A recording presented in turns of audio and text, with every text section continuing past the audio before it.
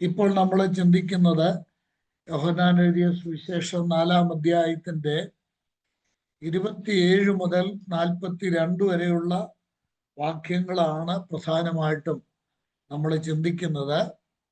യഥാർത്ഥ സാക്ഷ്യം, true witness, യഥാർത്ഥ സാക്ഷ്യം എന്നുള്ള വിഷയമാണ് അവിടെ നമ്മൾക്ക് പ്രധാനമായിട്ടും പരിചിന്തനം ചെയ്യാൻ സാധിക്കുന്നത്.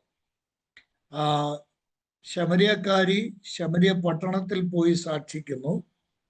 ആ സാക്ഷ്യം കേട്ട് ശമരിയക്കാർ കർത്താവിൻ്റെ അടുക്കൽ വരുന്നു, കർത്താവിൽ വിശ്വസിക്കുന്നു. അതിൻ്റെ അവസാന ഭാഗമാണ്. എന്നാൽ നമ്മൾ ഒടുവിൽ ചിന്തിച്ചത് ഈ ശമരിയക്കാരിയുമായി കർത്താവ് സംസാരിച്ചുകൊണ്ട് ഇരിക്കുമ്പോൾ ശിഷ്യന്മാർ വന്ന് ഗുരു ഭക്ഷിച്ചാലും എന്ന് പറയുന്ന ഭാഗമാണ് നമ്മൾ ഒടുവിൽ കണ്ടത്. 31 മുതൽ 33 വരെയുള്ള വാക്യങ്ങളാണ്. അപ്പോൾ കർത്താവ് ആ ശിഷ്യന്മാരോട് പറയുന്ന ചില വാക്കുകളാണ് നമ്മൾ ഒടുവിൽ കണ്ടത്. നിങ്ങൾ അറിയാത്ത ആഹാരം എനിക്കുണ്ട്. ആ ആഹാരം എന്താണ് എന്ന് കർത്താവ് വ്യക്തമാക്കുകയാണ് തൊട്ടടുത്ത് നമ്മൾ കാണുന്നത്. അപ്പോൾ ശിഷ്യന്മാർക്ക് ഒരു സംശയം ഉണ്ടായി, വേറെ ആരെങ്കിലും യേശു കർത്താവിനും എല്ലാം കഴിക്കാൻ കൊണ്ട് കൊടുത്തോ? എന്നാൽ കർത്താവ് അവരോട് കൃത്യമായിട്ട് അത് വ്യക്തമാക്കി. നോക്കണം, 34-ാം വാക്യം, എന്നെ അയച്ചവന്റെ ഇഷ്ടം ചെയ്ത് അവന്റെ പ്രവൃത്തി തികയ്ക്കുന്നത് തന്നെ എൻ്റെ ആഹാരം. നമ്മളെല്ലാവരും ഈ ക്ലാസ്സിൽ സംബന്ധിക്കുന്ന എല്ലാവരും കർത്താവിൻ്റെ ഈ വചനം ജീവിതത്തിൽ ഏറ്റെടുത്ത് പ്രായോഗികമാക്കാൻ ആവശ്യം. നമുക്കൊരു ജീവിതം തന്നത് തന്നിഷ്ടപ്രകാരം, ഞാൻ ആ വാക്ക് കരുതിക്കൂട്ടി ഉപയോഗിക്കുകയാണ്, തന്നിഷ്ടപ്രകാരം, നമ്മുടെ ഇഷ്ടപ്രകാരം ജീവിക്കാനല്ല. ദൈവത്തിൻ്റെ ഇഷ്ടം എന്തെന്ന് അറിഞ്ഞ് ആ ഇഷ്ടത്തിനനുസൃതമായിട്ടുള്ള ജീവിതം നയിക്കുമ്പോഴാണ് നമ്മൾ ദൈവത്തെ മഹത്വപ്പെടുത്തുന്നത്, നമ്മുടെ ജീവിതം കൊണ്ട് ദൈവത്തെ മഹത്വപ്പെടുത്തുന്നത്. നമ്മൾക്ക് ഇഷ്ടമല്ലാത്ത കാര്യമായിരിക്കും ദൈവത്തിൻ്റെ ഇഷ്ടം. ഞാൻ ഒന്നുകൂടെ അത് അടിവരയിട്ട് പറയാം. നമ്മൾക്ക് ഇഷ്ടമല്ലാത്ത കാര്യമായിരിക്കും നമ്മളെക്കുറിച്ച് ദൈവത്തിൻ്റെ ഇഷ്ടം. നമ്മുടെ ഇഷ്ടമല്ല ദൈവത്തിൻ്റെ ഇഷ്ടം നമ്മൾ തിരിച്ചറിയണം. അതാണ് റോമാലേഖനം 12-ാം അധ്യായത്തിൽ പൗലോസ് അപ്പോസ്തലൻ പറയുന്നത്. ദൈവത്തിൻ്റെ ഇഷ്ടം എന്താണെന്ന് നിങ്ങൾ തിരിച്ചറിഞ്ഞ് നിങ്ങളുടെ മനസ്സ് ഒതുക്കി രൂപാന്തരപ്പെടും. ദൈവത്തിൻ്റെ ഇഷ്ടം നിങ്ങൾ തിരിച്ച് അറിയണം. ഞാൻ കർത്താവ് പറഞ്ഞു, പിതാവിൻ്റെ ഇഷ്ടം തികയ്ക്കുന്നതാണ് എൻ്റെ ആഹാരം. എന്നാൽ ഇയ്യോബ് പറഞ്ഞു തൻ്റെ ആഹാരം എന്താണ്? ഇയ്യോബിന്റെ പുസ്തകം 23-ാം അധ്യായത്തിന്റെ 12-ാം വാക്യത്തിൽ ഇയ്യോബ്, ഞാൻ അവന്റെ അധരങ്ങളുടെ കൽപ്പന പിന്മാറിയിട്ടില്ല, അവന്റെ വായിലെ വചനങ്ങളെ എൻ്റെ ആഹാരത്തെക്കാൾ സൂക്ഷിച്ചിരിക്കുന്നു. അവന്റെ വായിലെ വചനങ്ങളെ എൻ്റെ ആഹാരത്തെക്കാൾ സൂക്ഷിച്ചിരിക്കുന്നു. എത്ര ഒരു വലിയ സാക്ഷ്യമാണ് തൻ്റെ ജീവിതത്തെ. അക്കാലത്തിലെ ഏറ്റവും വലിയ ധനികനായ മനുഷ്യൻ പറയുകയാണ്, ദൈവത്തിൻ്റെ വായിലെ വചനം, ദൈവത്തിൻ്റെ വചനം എൻ്റെ ആഹാരത്തെക്കാൾ ഞാൻ സൂക്ഷിച്ചിരിക്കുന്നു. പ്രിയമുള്ളവരെ, ദൈവത്തിൻ്റെ ഹിതം ദൈവം വെളിപ്പെടുത്തിയിരിക്കുന്നത് ദൈവവചനത്തിലാണ്.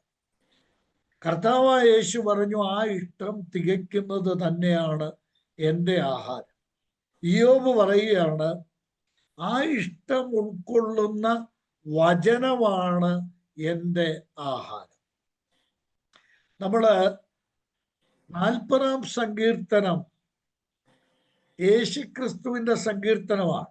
ഞാൻ അതൊന്ന് ഓടിച്ചു പറഞ്ഞു പോകാൻ നമ്മൾ നേരത്തെ കണ്ടിട്ടുള്ളതാണ്. അവിടെ 6 മുതലുള്ള വാക്യങ്ങളിൽ അത് പിതാവും പുത്രനും തമ്മിലുള്ള സംഭാഷണമാണ്. ആ സങ്കീർത്തനത്തിന് ഞാൻ നേരത്തെ പറഞ്ഞ പേര് ഓർമ്മയുണ്ടെന്ന് ഞാൻ വിചാരിക്കുന്നു. കോൺവെർസേഷണൽ സാം എന്നാണ്, സംഭാഷണ സങ്കീർത്തനം. ഇത് പിതാവും പുത്രനും തമ്മിലുള്ള സംഭാഷണമാണ്. എന്താണ് പിതാവ് പറയുന്നത്? ചോദിക്കുന്നത്, എൻ്റെ ഇഷ്ടം ചെയ്യുവാനായിട്ട് ആര് പോകും? ഇത് പിതാവായ ദൈവത്തിന്റെ ചോദ്യമാണ്. എൻ്റെ ഇഷ്ടം ചെയ്യണം, അതിനാര് പോകും? ആരുടെ അത്?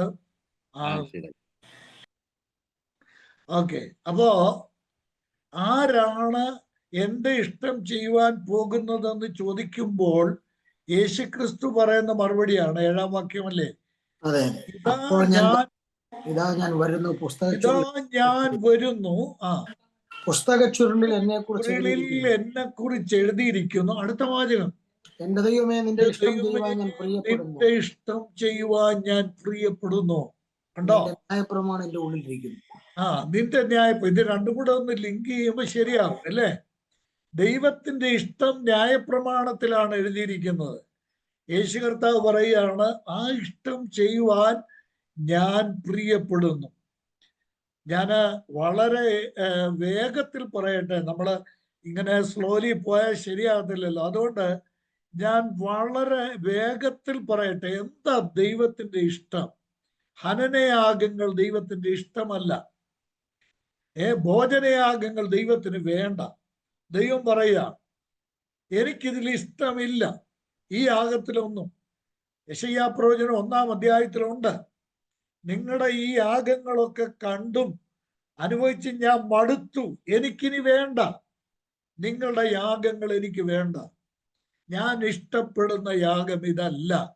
ദൈവം പറയുക, ഏതാണ് ദൈവം ഇഷ്ടപ്പെട്ട യാഗം? സ്തോത്രം. യെശയ്യാപ്രവചനം 53-ാം അധ്യായത്തിൽ അവനെ തകർത്ത് കളവാൻ യഹോവയ്ക്ക് ഇഷ്ടം തോന്നി. യേശുക്രിസ്തുവിനെ തകർത്ത് കളയുക എന്നുള്ളതാണ് ദൈവത്തിന്റെ ഇഷ്ടം. കേട്ടോ? യേശുക്രിസ്തുവിനെ തകർക്കുക. ഇത് നോക്കുക, എബ്രായർക്കെഴുതിയ ലേഖനം 10-ാം അധ്യായത്തിന്റെ 7-ാം വാക്യത്തിൽ 7 മുതലുള്ള വാക്യങ്ങളിൽ അത് സുവ്യക്തമായിട്ട് പുതിയ നിയമത്തിൽ അപ്പോൾ ഞാൻ പറഞ്ഞു, ഇതാ ഞാൻ വരുന്നു, പുസ്തക ചുരുളിൽ എന്നെ കുറിച്ച് എഴുതിയിരിക്കുന്നു, ദൈവമേ നിന്റെ ഇഷ്ടം ചെയ്യുവാൻ ഞാൻ വരുന്നു എന്ന് അവൻ പറയുന്നു. ഇത് കണ്ടോ? ഈ 40-ാം സങ്കീർത്തനത്തിന്റെ 7-ാം വാക്യം എബ്രായ ലേഖനകാരൻ എന്ത് ചെയ്യുക? ഉദ്ധരിച്ചിട്ട് പറയുകയാണ്, യേശുക്രിസ്തു ദൈവത്തിന്റെ ഇഷ്ടം ചെയ്യുവാൻ ഞാൻ വരുന്നു എന്ന് അവൻ പറയും. വരുന്നു എന്നാണ് സങ്കീർത്തനത്തിൽ. ആ ഇഷ്ടം നിവർത്തിക്കുവാൻ യേശുക്രിസ്തു വന്നു. ഇനി നോക്കുക 10-ാം വാക്യം, എബ്രായർ. ആ ഇഷ്ടത്തിൽ നാം യേശുക്രിസ്തു ഒരിക്കലായി കഴിച്ച ശരീരയാഗത്താൽ വിശുദ്ധീകരിക്കപ്പെട്ടിരിക്കുന്നു. ദൈവത്തിന് സ്തോത്രം. ഞാനിപ്പം അത്രയും കൂടെ നിർത്തുക. എന്തായിരുന്നു ദൈവത്തിന്റെ ഇഷ്ടം? യേശുക്രിസ്തുവിന്റെ ശരീരയാഗമായിരുന്നു ദൈവത്തിന്റെ ഇഷ്ടം. കാൽവരിയിലെ ക്രൂശിൽ നമ്മുടെ കർത്താവിന്റെ ശരീരത്തെ യാഗമാക്കുക എന്നുള്ളതായിരുന്നു കർത്താവിന്റെ പിതാവായ ദൈവത്തിന്റെ ഇഷ്ടം. യേശുക്രിസ്തു പറയുകയാണ്, ആ ഇഷ്ടം നിവർത്തിക്കുവാൻ ഞാൻ ഇതാ വരുന്നു. ഞാൻ ചോദിക്കട്ടെ പ്രിയപ്പെട്ടവരെ, ചാകാൻ വേണ്ടി, ആ വാക്ക് ഞാൻ പറയുന്നത് ക്ഷമിക്കുക, ചാകാൻ വേണ്ടി, മരിക്കാൻ വേണ്ടി, കൊല്ലാൻ വേണ്ടി ദൈവത്തിനൊരിഷ്ടമുണ്ടെങ്കിൽ അതിനേൽപ്പിച്ചു കൊടുക്കാൻ എത്ര പേർക്ക് മനസ്സുണ്ട്?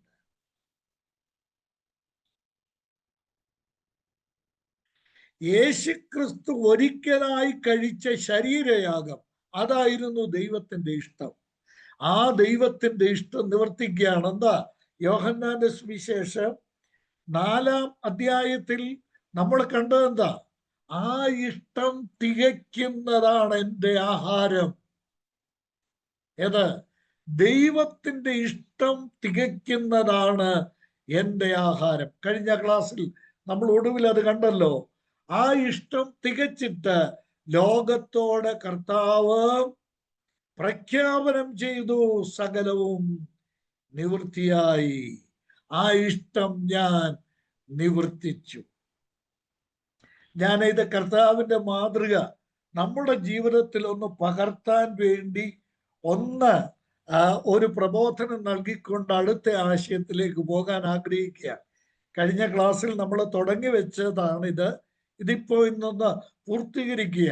സഹോദരങ്ങളെ, എനിക്ക് എല്ലാവരുടെയും പേരറിയാം. നമ്മുടെ ഈ ക്ലാസ്സിൽ സംബന്ധിക്കുന്ന എല്ലാവരുടെയും പേരറിയാം. എൻ്റെ പ്രിയപ്പെട്ടവരോട് എല്ലാ വിനയത്തോടും ഞാൻ പറയട്ടെ, ദൈവത്തിന്റെ ഇഷ്ടം തിരിച്ചറിഞ്ഞ് ആ ഇഷ്ടം നിവർത്തിക്കുവാൻ നമ്മളെ സമർപ്പിക്കണമെന്നല്ല ഞാൻ പറയുന്നത്. നമ്മളെ സമർപ്പിക്കുന്നതിനെ, ആ ഇഷ്ടം ചെയ്യുന്നതിനെ യേശു കർത്താവ് കണ്ടതുപോലെ നമ്മുടെ ആഹാരമായി കാണുവാൻ നമ്മൾക്ക് സാധിച്ചേക്കും. ഇവിടെ ഒരു വലിയ ഉപദേശ സത്യം, ഒരു ഉപദേശമാണ്. ബൈബിളിലെ ഉപദേശങ്ങളെല്ലാം ഞാൻ കഴിഞ്ഞ ദിവസം ഈ ഉപദേശങ്ങളെ കുറിച്ച്, അടിസ്ഥാന ഉപദേശങ്ങളെ കുറിച്ച് ക്ലാസ് എടുത്തപ്പോൾ പറഞ്ഞ ഒരു അടിസ്ഥാനപരമായ കാര്യമാണ്. ഒരു ഫണ്ടമെന്റൽ ട്രൂത്താണ് ഈ പറയുന്നത്. എന്താണെന്നറിയാമോ? ബൈബിളിലെ ഉപദേശങ്ങളെല്ലാം പ്രാക്ടിക്കലാണ്, പ്രായോഗിക ഉപദേശങ്ങളാണ്. അങ്ങനെയെങ്കിൽ ഇതും ഒരു ഉപദേശമായിട്ട് അംഗീകരിക്കണം. ഏത്? ദൈവത്തിന്റെ ഇഷ്ടം അറിയുക, ദൈവത്തിന്റെ ഇഷ്ടത്തെ ആഹാരമായി കാണുക. നമ്മുടെ യുവതീവാക്കന്മാരോടൊക്കെ ഈ ക്ലാസ്സിൽ സംബന്ധിക്കുകയായിരുന്നെങ്കിൽ വളരെ നന്നായിരുന്നു. നമ്മുടെ കുഞ്ഞുങ്ങളെ കൂടൊക്കെ ഇതിന് ഉത്സാഹിപ്പിച്ച് നമ്മുടെ ഈ ക്ലാസ്സിൽ സംബന്ധിപ്പിക്കുകയാണെങ്കിൽ അത് നല്ലതാകട്ടോ. അത് വരും ദിവസങ്ങളിൽ ഒന്ന് ശ്രദ്ധിക്കുന്നത് നന്നായിരിക്കും. നമ്മൾ വിദ്യാർത്ഥികൾ, രക്ഷിക്കപ്പെട്ട വിദ്യാർത്ഥികൾ പഠിക്കുമ്പോൾ ഏത് വിഷയമാണ് ഞാൻ എടുക്കേണ്ടത്? ഏത് വിദ്യാലയത്തിലാണ് ഞാൻ പഠിക്കേണ്ടത്? ഞാൻ പഠിച്ചു കഴിഞ്ഞാൽ ഏത് ജോലിയാണ് തിരഞ്ഞെടുക്കേണ്ടത്? എന്റെ ജീവിത പങ്കാളി ആരായിരിക്കണം? ഇതെല്ലാം തന്നിഷ്ടത്തിന് തീരുമാനിക്കുകയല്ല വേണ്ടത്. നീ രക്ഷിക്കപ്പെട്ടവനാണെങ്കിൽ, രക്ഷിക്കപ്പെട്ടവളാണെങ്കിൽ ദൈവത്തിന്റെ ചോയ്സ്, ദൈവത്തിന്റെ ഇഷ്ടം നീ തിരിച്ചറിയണം. ഇന്ന് അനേക കുടുംബങ്ങളിലെ പ്രശ്നം എന്താണെന്നറിയാമോ? ദൈവേഷ്ടപ്രകാരമുള്ള വിവാഹങ്ങളല്ല അവരുടെ ജീവിതത്തിൽ സംഭവിച്ചിരിക്കുന്നത്. എന്നിട്ട് സമാധാനിക്കാൻ വേണ്ടി ഒരു പ്രയോഗമുണ്ട്. എന്താ? വിധിച്ചത്, അതിനൊരു വാക്കുണ്ടല്ലോ, വിധിച്ചത് കിട്ടുമെന്നോ, അങ്ങനെ കണ്ടൊരു വാക്കുണ്ട് ഇല്ലേ? അങ്ങനൊരു ശൈലിയുണ്ട്. അതവന്റെ വിധിയാ, അതവളുടെ വിധിയാ. അല്ല കുഞ്ഞെ, നിന്റെ വിധിയല്ല. നീ ചെന്ന് ചാടിയതാ. ഈ കുരുക്കിനകത്ത് നീ ചെന്ന് ചാടിയതാ. നിന്നെക്കുറിച്ചുള്ള ദൈവത്തിന്റെ ഇഷ്ടം അതായിരുന്നില്ല കേട്ടോ. ദൈവമക്കളുടെ ജീവിതത്തില് ഏറ്റവും പ്രധാനമായിട്ട് സാധിക്കേണ്ട കാര്യമാണിത്. ഇതൊരു വലിയ പ്രായോഗിക ഉപദേശമാണ്. ദൈവ ഇഷ്ടം തിരിച്ചറിയുക. ഞാനൊരു ഉദാഹരണം ഒരു 2 മിനിറ്റ് കൊണ്ട് പറഞ്ഞിട്ട് മാറാം. ഉൽപ്പത്തി പുസ്തകം 24-ാം അധ്യായത്തിൽ അബ്രഹാം തന്റെ മകന് ഒരു ഭാര്യ എടുക്കണം. കണ്ടോ? സ്വന്തം ഇഷ്ടം അവിടെ ഇല്ല. സ്വന്തം ഇഷ്ടം അവിടെ ഇല്ല. ദൈവകരങ്ങളിൽ ഏൽപ്പിക്കുകയാണ്. എലയാസറിനോട് പറഞ്ഞു വിടുകയാണ്, എന്റെ മകന് ദൈവഹിതപ്രകാരമുള്ള ഒരു മണവാട്ടിയെ വേണം, ഒരു ഭാര്യയെ വേണം. ഇനിയും ആ വീട്ടിലെ വേലക്കാരനാണെങ്കിലും, അബ്രഹാമിന്റെ വീട്ടിലെ വേലക്കാരനാണെങ്കിലും അദ്ദേഹത്തിന്റെ ആത്മീക ദർശനം നോക്കണം. പോകുന്ന വഴിക്ക് പ്രാർത്ഥിച്ചോണ്ടാ പോകുന്നത്. ഞാൻ ചെല്ലുമ്പോൾ എന്റെ യജമാനന്റെ മകന് വേണ്ടിയുള്ളവളെ എന്റെ മുമ്പിൽ കൊണ്ടുവരണം. കേട്ടോ? ദൈവഹിതപ്രകാരം നമ്മുടെ കുടുംബജീവിതങ്ങൾ, നമ്മുടെ ഭാവി ജീവിതം എല്ലാം വാരൻ സംതിങ് ഒരു പേരുള്ള ഒരു ദൈവദാസൻ എഴുതിയ ഒരു പുസ്തകം എൻ്റെ കയ്യിലുണ്ട്. പ്രിയപ്പെട്ടവരെ, ഞാൻ പറയട്ടെ, ആ പുസ്തകമൊക്കെ വായിക്കുന്നുണ്ടേ എൻ്റെ ഹൃദയത്തിന്റെ മിടിപ്പങ്ങ് വർദ്ധിക്കും കേട്ടോ. ഇത് ദൈവജനത്തിന്റെ മുമ്പിൽ ഇരുന്ന് നമ്മൾ ചിന്തിക്കുമ്പോഴാണ് ഇതിൻ്റെയൊക്കെ പ്രാധാന്യം നമ്മൾക്ക് മനസ്സിലാകും. ഇപ്പോ ഒരു വിവാഹ ജീവിതത്തിൽ, ഞാനിപ്പോ വിവാഹത്തെ കുറിച്ച് പറഞ്ഞുകൊണ്ട് പറയുക, ഉൽപ്പത്തി പുസ്തകം 2-ാം അധ്യായത്തിൽ ദൈവം മനുഷ്യനെ നിർമ്മിച്ചു. ഇനി ആ മനുഷ്യന് അനുയോജ്യമായ ഭാര്യയെ അവനിൽ നിന്ന് ദൈവം നിർമ്മിച്ചു. ദൈവം നിർമ്മിക്കുക മാത്രമല്ല, അടുത്തെഴുതിയിരിക്കുന്നത് എന്താണെന്നറിയാമോ? അവളെ അവന്റെ അടുക്കൽ കൊണ്ടുവന്നു എന്നാ. അവളെയാണ് ആദാം സ്വീകരിക്കുന്നത്. ഞാൻ ദൈവത്തിന് സ്തോത്രം ചെയ്തുകൊണ്ട് ദൈവനാമത്തിൽ ഓർമ്മിപ്പിക്കട്ടെ, ദൈവം കൊണ്ടുവരുന്നവനെ സ്വീകരിക്കുക, നീ തെരഞ്ഞെടുക്കുക അല്ല. ദൈവം കൊണ്ടുവരണം, ദൈവം കൊണ്ടുവരുന്നതിനെ സ്വീകരിക്കുക. ഇതാണ് ദൈവജനത്തിന്. ദൈവഹിതപ്രകാരമല്ലാതെ വിശ്വാസിയുടെ ജീവിതത്തിൽ സംഭവിക്കുന്ന കാര്യങ്ങളാണ് നിരവധി പരാജയങ്ങളുടെ കാരണം. നമുക്ക് മടങ്ങി വരാം. അപ്പോൾ ദൈവ ഇഷ്ടത്തിന്റെ തിരിച്ചറിവാണ് വളരെ പ്രധാനപ്പെട്ടത്. നമ്മുടെ കർത്താവായ യേശു ക്രിസ്തുവിന്റെ മുമ്പിൽ ദൈവഹിതത്തിന്റെ ഒരു ബ്ലൂ പ്രിന്റ് കർത്താവിന്റെ മുമ്പിലുണ്ടായിരുന്നു. ഒരു റൂട്ട് മാപ്പ് കർത്താവിന്റെ മുമ്പിലുണ്ടായിരുന്നു. ഏതൊക്കെ വഴിയാണ് പോകേണ്ടത്, ആരെയൊക്കെയാണ് കാണേണ്ടത്, ആരെയൊക്കെയാണ് സന്ദർശിക്കേണ്ടത്, ആരോടൊക്കെയാണ് വചനം പറയേണ്ടത്, എന്തൊക്കെയാണ് ചെയ്യേണ്ടത് എന്ന് പറഞ്ഞാൽ ജനനം മുതൽ സ്വർഗാരോഹണം വരെ ഈ ഐഹിക ജീവിതമാണ് ഞാൻ പറഞ്ഞത്.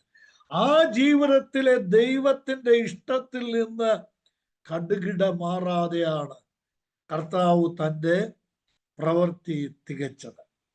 കർത്താവ് നമ്മെ സഹായിക്കട്ടെ.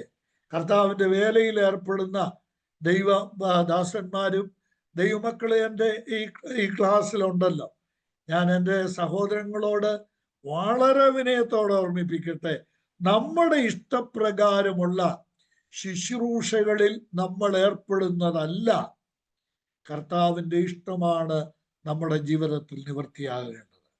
അത് പ്രത്യേകം ശ്രദ്ധിച്ചു വേണം നമ്മുടെ ശുശ്രൂഷ തികയ്ക്കാനായി. അതുകൊണ്ടാണ് നമ്മൾ കഴിഞ്ഞ ക്ലാസ്സിൽ ഒടുവിൽ ചിന്തിച്ചല്ലോ, പൗലോസ് പറഞ്ഞത്, ഞാൻ തികച്ചു, ഞാൻ നല്ല പോർ പൊരുതു, ഓട്ടം തികച്ച് വിശ്വാസം കാത്തു. ദൈവം എനിക്ക് തന്ന ശുശ്രൂഷ, ഇത് ഞാൻ വാക്യങ്ങളൊക്കെ എടുക്കുന്നില്ല, പൗലോസ് അപ്പോസ്തലൻ ആവർത്തിച്ച് പറയുന്ന ഒരു കാര്യമാണ്, കർത്താവ് എന്നെ ഏൽപ്പിച്ചത് മാത്രം. എനിക്കൊരു തെരഞ്ഞെടുപ്പില്ല, എൻ്റെതായിട്ടുള്ള ഒരു വഴിയില്ല, ദൈവം എന്നെ ഏൽപ്പിച്ചത് ഉറപ്പുവരുത്താൻ ആവശ്യമുണ്ട്. കർത്താവ് സഹായിക്കട്ടെ. ഇനിയും ഇത്രയും നേരം നമ്മൾ കണ്ടത് കർത്താവിന്റെ ആഹാരത്തെ കുറിച്ചാണ്. ദൈവത്തിന്റെ ഇഷ്ടം തികയ്ക്കുന്നതാണ് എൻ്റെ ആഹാരം. ഭൗതിക ആഹാരം കർത്താവ് മറന്നു.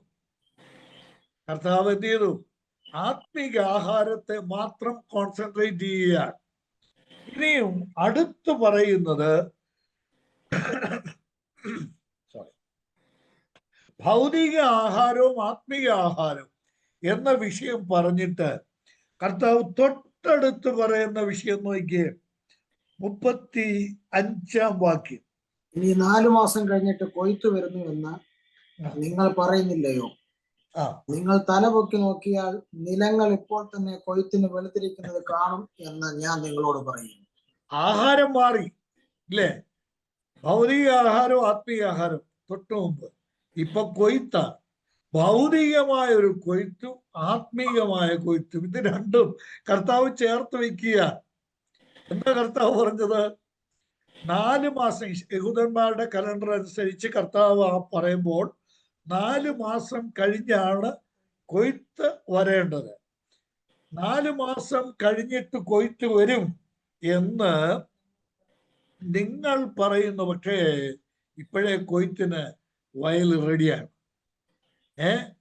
കൊയ്ത്തിന് വയൽ റെഡിയായിരിക്കുന്നു. ഏതാണ് ആ കൊയ്ത്ത്? സ്പിരിച്വൽ ഹാർവെസ്റ്റ്, ഇംഗ്ലീഷിൽ പറയാമെങ്കിൽ അങ്ങനെ പറയാം. സ്പിരിച്വൽ ഹാർവെസ്റ്റ്, ആത്മീകമായ കൊയ്ത്തിന് വേണ്ടി നിലങ്ങൾ വെളുത്തിരിക്കുന്നു എന്ന് കർത്താവ് പറയുകയാണ്. എന്താണ് ഇവിടെ നോക്കുക, യേശുക്രിസ്തു പറയുന്ന കാര്യങ്ങളിൽ കർത്താവ് ഈ കാർഷിക വൃത്തിയോട് ചേർത്ത്, കൃഷിയോട് ചേർത്ത് ഒരുപാട് ഉപമകൾ പറഞ്ഞിട്ടുണ്ട്. ഞാൻ ഓരോന്നും എടുത്തു പറയുന്നില്ല.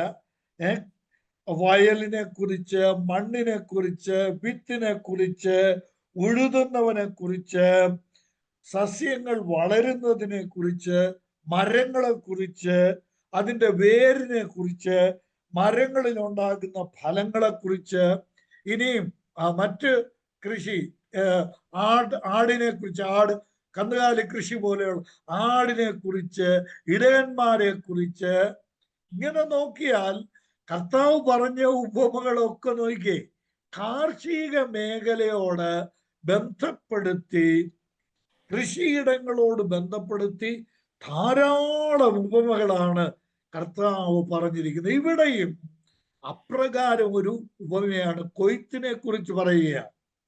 എന്താ കർത്താവ് പറയാണ്? കൊയ്ത്ത് 4 മാസം കഴിഞ്ഞിട്ട് വരുമെന്നാണ് നിങ്ങൾ പറയുന്നത്. എൻ്റെ ദൈവത്തിന് സ്തോത്രം. എൻ്റെ ഹൃദയത്തിലെ സന്തോഷം കൊണ്ട് ഞാൻ സ്തോത്രം പറഞ്ഞാണ്. എന്നാൽ കർത്താവ് പറയാണ്, കൊയ്ത്തിന് ഇപ്പോഴേ നിലങ്ങളെല്ലാം വെളുത്തിരിക്കുകയാണ്. വിളഞ്ഞ വയലുകൾ നമ്മുടെ മുമ്പിലുണ്ട്. ഇവിടെ യേശു കർത്താവ് വിത്ത് വിതച്ചിട്ട് ഉടനെ കൊയ്യുക. കേട്ടോ, ലോകത്തിലുള്ള ഏത് കാർഷിക മേഖലയിലും വിത്ത് വിതച്ചിട്ട് മാസങ്ങൾ കാത്തിരിക്കണം, അല്ലെങ്കിൽ വർഷങ്ങൾ കാത്തിരിക്കണം. എന്തിന്? കൊയ്ത്തിന്, ഫലമെടുക്കാൻ. എന്നാൽ ഇവിടെ എന്താ സംഭവിച്ചിരിക്കുന്നത്? വിത്ത് വിതച്ചു. ആ സ്ത്രീയുടെ ഹൃദയത്തിൽ കർത്താവ് വിത്ത് വിതച്ചു. വിതച്ചുടനെ തന്നെ കൊയ്യുകയാ. കർത്താവ് കൊയ്യുകയാ, വിതച്ചു കൊയ്യുകയാ. ഇനി ആ സ്ത്രീ എന്ത് ചെയ്തു? ആ വീണ വിത്ത് ഫലം നൽകുകയാണ്. ആ സ്ത്രീ എന്ത് ചെയ്തു? അതുകൊണ്ട് എന്ന് ശമരിയ പട്ടണത്തിലെ ആളുകളുടെ ഹൃദയത്തിൽ വിതച്ചു. നല്ല മണ്ണിൽ വിതച്ചു. ഉടൻ തന്നെ ഫലമുണ്ടാകുകയാണ്. ആ വിതയും കൊയ്ത്തും എന്നുള്ള വലിയ സത്യം ഇവിടെ വെളിപ്പെടുകയാണ്. ദൈവത്തിന് സ്തോത്രം. ഇന്ന് ഈ ക്ലാസ്സിൽ സംബന്ധിക്കുന്നവരും വരും ദിവസങ്ങളിൽ യൂട്യൂബിലൂടെ ഈ സന്ദേശം കേൾക്കുന്നവരുമായിട്ടുള്ള എൻ്റെ പ്രിയപ്പെട്ടവരോട് ഞാൻ പറയട്ടെ, കൊയ്ത്തിന് നിലങ്ങൾ വെളുത്തിരിക്കുകയാണ്. നമ്മുടെ കർത്താവ് പറഞ്ഞ എന്താ? 9-ാം അധ്യായത്തിന് 37-ാം വാക്യം. മത്തായി 9:37. എന്താ എടുത്തില്ലേ? കൊയ്ത്ത് വളരെ ഉണ്ട്, സത്യം വേലക്കാരോ ചുരുക്കം. കൊയ്ത്ത് വളരെ ഉണ്ട്, സത്യം വേലക്കാരോ ചുരുക്കം. ലൂക്കോസ് 10:2 ഇത് കാണാൻ പറ്റും. ലൂക്കോസ് എഴുതിയ സുവിശേഷം 10-ാം അധ്യായത്തിന്റെ 2-ാം വാക്യം. കൊയ്ത്ത് വളരെ ഉണ്ട്, സത്യം വേലക്കാരോ ചുരുക്കം. ഞാനൊരു വലിയ സത്യം ഇവിടെ പറയട്ടെ പ്രിയപ്പെട്ടവരെ. ഈ കൊയ്ത്താണ് കർത്താവോട് ഉദ്ദേശിക്കുന്നത്. എന്താ? ആത്മാക്കളെ നേടുക എന്ന കൊയ്ത്ത് വളരെ ഇവിടെയുണ്ട്. എത്ര പേരിത് മനസ്സിലാക്കിയിട്ടുണ്ട്?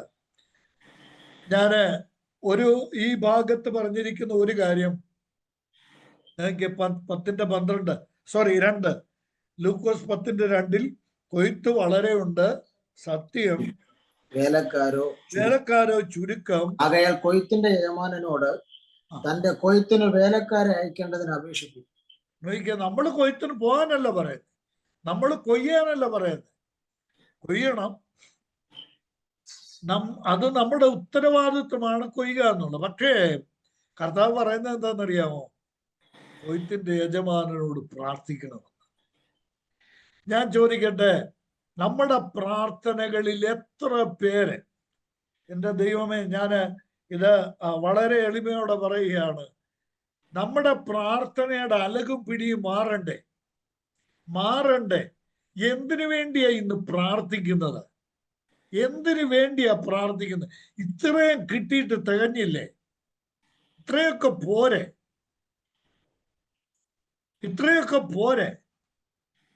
എന്തിനു വേണ്ടിയാ പ്രാർത്ഥിക്കുന്നത്?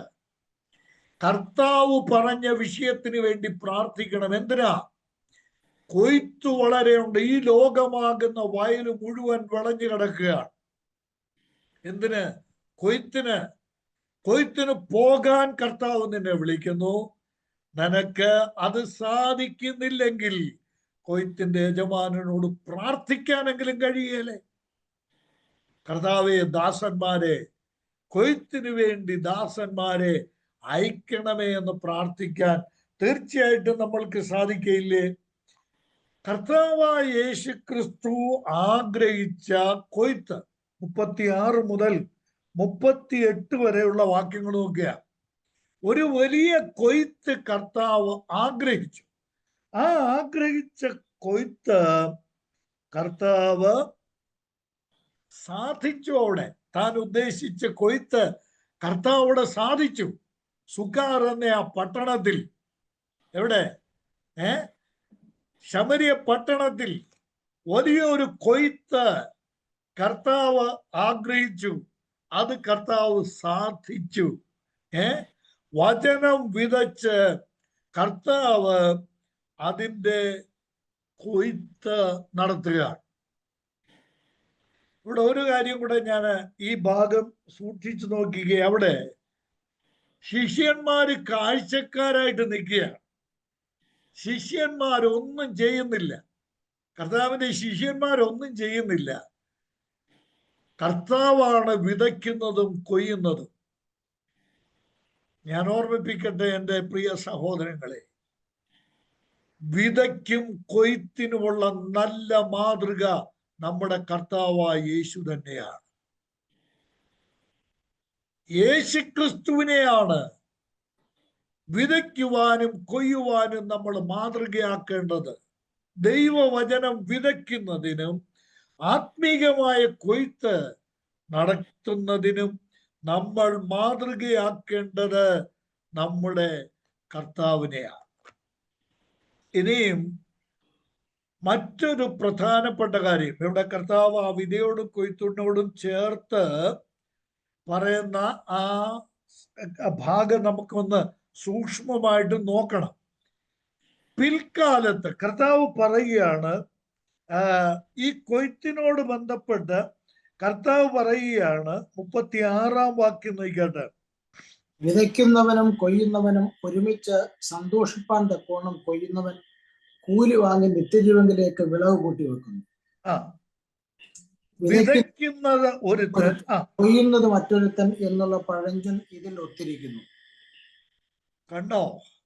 ഇതിനകത്ത് കർത്താവ് ഉദ്ദേശിക്കുന്ന ആ വാചകത്തിലെ ആത്മീക അർത്ഥം എന്താണെന്ന് ചിന്തിച്ചോ? ഒരുത്തൻ കൊയ്യുന്നു, ഒരുത്തൻ വിതയ്ക്കുന്നു, വേറെ ഒരുത്തൻ എന്ത് ചെയ്യുക? കൊയ്യുകയാണ്. ഇവിടെ കർത്താവ് വിതച്ചു, അവിടെ കർത്താവ് തന്നെ കൊയ്യുന്ന ഒരു അനുഭവമുണ്ട്. എന്നാൽ ഞാൻ ഒരു വലിയ സത്യം പറയട്ടെ.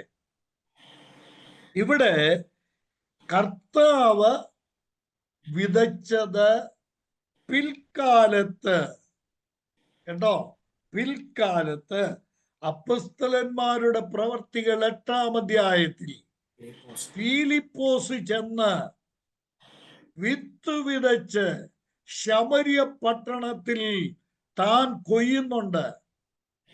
ഈ ശമരിയയിൽ ആദ്യം വചനത്തിന്റെ വിത്ത് വിതച്ചത് യേശുക്രിസ്തുവാണ്. അത് കൊയ്തത് ഫിലിപ്പോസാണ്. ഒരുത്തൻ കൊയ്യുകയും ഒരുത്തൻ വിതയ്ക്കുകയും വേറൊരുത്തൻ കൊയ്യുകയും ചെയ്യുകയാണ്. ഇത് അനുഗ്രഹീതമായ ഒരു വലിയ യാഥാർത്ഥ്യമായിട്ട് ഇവിടെ കാണുകയാണ്. ഇനിയും ശ്രദ്ധിക്കേണ്ട മറ്റൊരു കാര്യം, ഈ വിതയ്ക്കുക കൊയ്യുക എന്നുള്ളത് രണ്ട് പ്രധാനപ്പെട്ട ശുശ്രൂഷയെ കാണിക്കുന്നതാണ്. ക്രിസ്തീയ സഭയോട് ബന്ധപ്പെട്ട് നമ്മൾ പഠിക്കുന്ന ഉപദേശ സത്യങ്ങളിൽ രണ്ട് പ്രധാനപ്പെട്ട കൂട്ടരുടെ രണ്ട് ശുശ്രൂഷയെ കാണിക്കുകയാണ്. എഫേസ്യർക്ക് എഴുതിയ ലേഖനം 4-ാം അധ്യായത്തിന്റെ 11-ാം വാക്യം. അവിടെ അപ്പോസ്തലന്മാരും പ്രവാചകന്മാരും സഭയ്ക്ക് നൽകപ്പെട്ടിരിക്കുന്ന അപ്പോസ്തലന്മാരായും ചിലരെ പ്രവാചകന്മാരായും. അവിടെ അത് കഴിഞ്ഞല്ലോ, ആ കാലം കഴിഞ്ഞ്. ഇനിയുള്ള 3 കൂട്ടരെ നോക്കി. ആരൊക്കെയാ? ചിലരെ സുവിശേഷകന്മാരായും ചിലരെ ഇടയന്മാരായും പിന്നെ നിയമിച്ചിരിക്കുന്നു. കേൾക്കണേ, പ്രത്യേകിച്ചും കർത്താവിന്റെ വേലയിലൊക്കെ ഏർപ്പെടുന്ന ദൈവദാസന്മാർ ദയവായിട്ടൊന്ന് ശ്രദ്ധിക്കണേ. സുവിശേഷകന്റെ ജോലി എന്താ? വിതയ്ക്കുക. ഇടേന്റെ ജോലി എന്താണ്? സുവിശേഷം വിതച്ച് അത് കതിരായി വന്നു കഴിയുമ്പോൾ, കൊയ്ത്തിന് വെളുത്തു കഴിയുമ്പോൾ അവര് അത് കൊയ്യുക. ഇവിടെ രണ്ട് ശുശ്രൂഷകളാണ്. ഒന്ന് സുവിശേഷം പറഞ്ഞ് രക്ഷയിലേക്ക് നടത്തുക, രണ്ട് രക്ഷിക്കപ്പെട്ടവരെ ദൈവവചനം പഠിപ്പിക്കുക, ഉപദേശങ്ങൾ പഠിപ്പിക്കുക. അത് ഇടയന്മാരുടെ ജോലിയാ. ഇത് രണ്ട് വേശികർത്താവ് ഇവിടെ പഠിപ്പിക്കുകയാണ്. എന്താ? ഒരാള് വിതയ്ക്കുന്നു, വേറെ ഒരാള് കൊയ്യുന്നു. വിതയ്ക്കുന്നവരുണ്ട്, കൊയ്യുന്നവരുണ്ട്. ഇത് രണ്ടും അനിവാര്യമായ മിനിസ്ട്രിയാണ്. സഹോദരന്മാരോട് നമ്മുടെ ക്ലാസ്സിൽ ഉപദേശ സത്യം വ്യക്തമായിട്ട് ഞാൻ പഠിപ്പിക്കുകയാണ്. അതില്ലെങ്കിൽ ദൈവസന്നിധിയിൽ ഞാൻ കുറ്റക്കാരനാകും. അതുകൊണ്ട് വ്യക്തമായിട്ട് പഠിപ്പിക്കുകയാണ്, പറയുകയാണ്, സുവിശേഷം അറിയിച്ചാൽ മാത്രം പോരാ. കേട്ടോ? സുവിശേഷം അറിയിച്ച് രക്ഷിക്കപ്പെടുന്നവരെ അവരെ വചനത്തിൽ വളർത്തണം. ഒരു കൊയ്ത്തിന്റെ ശുശ്രൂഷ കൂടെ ദൈവം നമ്മളെ ഏൽപ്പിച്ചിട്ടുണ്ട്, മറന്നു പോകരുത്. ഞാനിത് ഇവിടെ നിന്ന് ഒന്ന് വ്യക്തമാക്കാൻ ആഗ്രഹിക്കുകയാണ്. നിങ്ങൾ കണ്ടോ, കർത്താവ് എന്ത് ചെയ്തു? ഇവിടെ വചനം വിതച്ചു, കാര്യങ്ങളൊക്കെ ചെയ്തു. എന്നിട്ട് അവിടെ 40-ാം വാക്യത്തിന്റെ 2-ാം ഭാഗം നോക്കി. 2-ാം ഭാഗം 40-ാം വാക്യം, 4:40. അങ്ങനെ ശമരിയർ അവന്റെ അടുക്കൽ വന്ന് തങ്ങളോടുകൂടെ പാർക്കണമെന്ന് അവനോട് അപേക്ഷിച്ചു. അവൻ 2 നാൾ അവിടെ പാർത്തു. എന്തിനാ? കാര്യം കഴിഞ്ഞില്ലേ? ഇല്ലേ? അവർ രക്ഷിക്കപ്പെട്ടില്ലേ? കർത്താവിന്റെ അടുക്ക് വന്നില്ലേ? അവരെ ഇട്ടേച്ചങ്ങ് പോയാ പോരെ? ഇട്ടേച്ച് പോയോ? ഇല്ല, 2 നാൾ അവിടെ പാർത്തു. കേട്ടോ? രക്ഷിക്കപ്പെട്ടു എന്നുള്ള അനുഭവത്തിലേക്ക് ഒരു വ്യക്തി വന്നാൽ കാര്യം കഴിഞ്ഞു, നമ്മൾ ഉദ്ദേശിച്ച കാര്യം കഴിഞ്ഞു, ഇനി നമുക്ക് ഇവിടെ നിന്ന് പോകാം. ഇല്ല, കർത്താവ് 2 നാൾ കൂടെ അവിടെ കഴിഞ്ഞ് അവരെ വളർത്താനുള്ള കാര്യം കർത്താവ് ചെയ്തു. വചനം പഠിപ്പിച്ചു. സഹോദരന്മാരെ, ഇന്ന് നമ്മൾ ചെയ്യുന്ന ഒരു ജോലിയുണ്ട്. എന്താ? എല്ലായിടത്തും സുവിശേഷം അറിയിക്കുന്നുണ്ട്. നല്ല കാര്യമാണ്. എന്നാൽ ആ സുവിശേഷം വിശ്വസിച്ച് മുന്നോട്ട് വരുന്നവരെ അവരുടെ കൂടെ താമസിച്ച് അവരെ വചനത്തിൽ വിശ്വാസത്തിൽ വളർത്തുവാൻ നമ്മളെ കുറിച്ച് ദൈവം ആഗ്രഹിക്കുന്നുണ്ട്. അല്ലെങ്കിൽ അവർ നഷ്ടപ്പെട്ടു പോയാൽ അതിന്റെ കണക്ക് ദൈവസന്നിധിയിൽ ബോധിപ്പിക്കേണ്ടത് മറ്റാരുമല്ല. ഈ വലിയ ബോധ്യം നമ്മളെ ഭരിക്കുവാൻ ആവശ്യമുണ്ട്. രക്ഷിക്കപ്പെട്ട ഒരാൾക്ക് പ്രാരംഭത്തിൽ പരിപാലനം ആവശ്യമുണ്ട്. അപ്പോൾ സുവിശേഷകന്റെ പ്രവൃത്തി കൊണ്ട് ഒരാൾ രക്ഷിക്കപ്പെടും. എന്നാൽ ആടുകളെ പരിപാലിക്കുന്ന ഇടയന്റെ ശുശ്രൂഷ കൊണ്ട് ഈ രക്ഷിക്കപ്പെട്ട ആള് പരിപോഷിക്കപ്പെടുകയാണ്, പരിപാലിക്കപ്പെടുകയാണ്. അപ്പോൾ സുവിശേഷം കൊണ്ട് രക്ഷിക്കപ്പെടുകയും വചനത്താൽ പരിപോഷിപ്പിക്കപ്പെടുകയും ചെയ്യുന്ന ശുശ്രൂഷ ആത്മീക രംഗത്ത് ഉണ്ടാകണം. ഇന്ന് അനേക വ്യക്തികളും സമൂഹങ്ങളും എല്ലാം സുവിശേഷവൽക്കരണത്തിൽ ശ്രദ്ധിക്കുന്നുണ്ട്, സുവിശേഷീകരണത്തിൽ ശ്രദ്ധിക്കുന്നുണ്ട്. എന്നാൽ പലരും ശ്രദ്ധിക്കാത്ത ഒരു കാര്യമാണ് കർത്താവ് ഇവിടെ പഠിപ്പിച്ചത്. അവരോട് കൂടെ പാർക്കുക, അവരെ പഠിപ്പിക്കുക, അവരെ പരിപാലിക്കുക. ഞാൻ പെട്ടെന്ന് മറ്റൊരു ദൃഷ്ടാന്തം കൂടെ പെട്ടെന്നൊന്ന് ഓർമ്മിപ്പിക്കട്ടെ. അപ്പോസ്തലന്മാരുടെ പ്രവർത്തികൾ 10-ാം അധ്യായത്തില് പ്രത്യേകമായ ദർശനം നൽകി ദൈവം പത്രോസിനെ കൊർന്നലിയോസിന്റെ ഭവനത്തിലേക്ക് അയച്ചു, ഇല്ലേ? കൊർന്നലിയോസിന്റെ ഭവനത്തിൽ പത്രോസ് പോയി സുവിശേഷം അറിയിച്ചു, വചനം പ്രസംഗിച്ചു. കൊർന്നലിയോസും കൂട്ടരും ആ ഭവനക്കാരൊക്കെ, നമ്മൾ അതും പിന്നാലെ ചിന്തിക്കുന്നുണ്ട്, ആ ഭവനക്കാരൊക്കെയും വിശ്വസിച്ചു, അവര് രക്ഷിക്കപ്പെട്ടു. കൊർന്നേലിയോസ് എന്ന ആ മനുഷ്യൻ, അവന്റെ കുടുംബത്തെ, ആ ശതാധിപൻ അവന്റെ സർവ കുടുംബത്തോടും കൂടെ വിശ്വസിച്ചു, രക്ഷിക്കപ്പെട്ടു.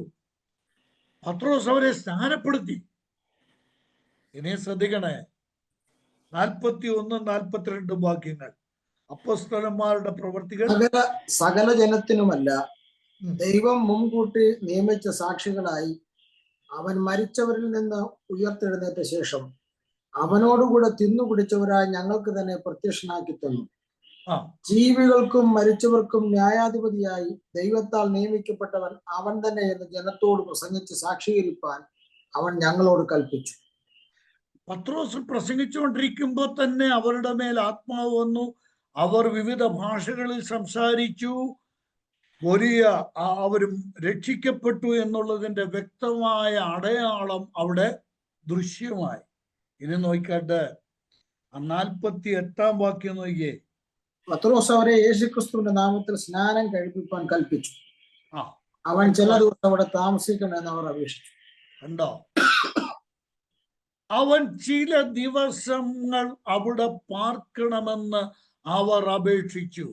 സഹോദരന്മാരെ, കർത്താവിന്റെ വേലയിൽ ഏർപ്പെടുന്ന എൻ്റെ പ്രിയ സഹോദരന്മാരായ ദൈവദാസന്മാരോട് ഞാൻ പറയട്ടെ, നമ്മുടെ ശുശ്രൂഷ കൊണ്ട് ആത്മാക്കൾ രക്ഷിക്കപ്പെട്ടാൽ നമ്മൾ സംതൃപ്തരായി സ്തോത്രം പറഞ്ഞിട്ട് അവിടുന്ന് പോരുന്ന രീതി ബിബ്ലീയമല്ല, വചനപ്രകാരമുള്ളതല്ല. അത് അവരെ വചനം പഠിപ്പിച്ച് ദൈവവചനത്തിൽ സ്ഥിരപ്പെടുത്തണം.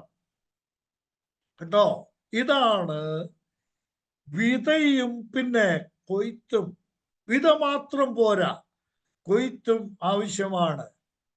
ഫിലിപ്പോസും ഷണ്ണനും തേരിൽ എത്ര മണിക്കൂർ യാത്ര ചെയ്യുന്നറിയാമോ? മണിക്കൂറുകൾ അവർ യാത്ര ചെയ്തു. സ്നാനപ്പെട്ട് കഴിഞ്ഞിട്ട് ഷണ്ണൻ സന്തോഷിച്ചും കൊണ്ട് അവന്റെ വഴിക്ക് പോകത്തക്കവണ്ണം ഫിലിപ്പോസ് അവനെ വചനത്തിൽ ഉറപ്പിച്ചാണ് വിട്ടത്.